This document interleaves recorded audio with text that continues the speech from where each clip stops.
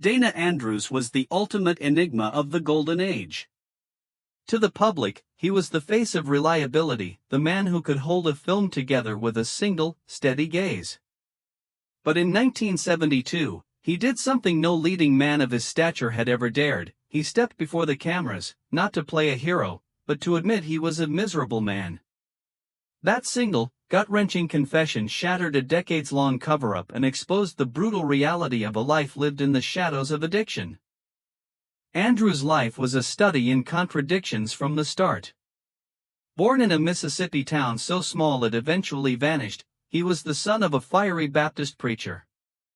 Early on, he witnessed the jarring gap between his father's public sermons and private vices, a lesson that taught him that the world is often a stage for deception. After hitchhiking to Los Angeles with $40 and a desperate dream, he spent years refining a voice and a presence that suggested absolute control.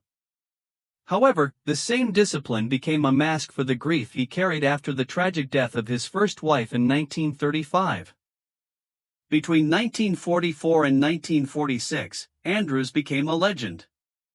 In Laura, he made obsession look like high art. In The Best Years of Our Lives, he gave a voice to millions of veterans struggling to find their place in a world that had moved on without them. His acting wasn't about grand gestures, it was about the weight held in the silence between words. Yet, as his star rose, his health began to plummet. The military discipline he was praised for on set was increasingly fueled by alcohol. The industry that profited from his face began to whisper behind his back as arrests for public intoxication were quietly scrubbed from the record by studio fixers. By the 1950s, the Golden Boy was considered a liability.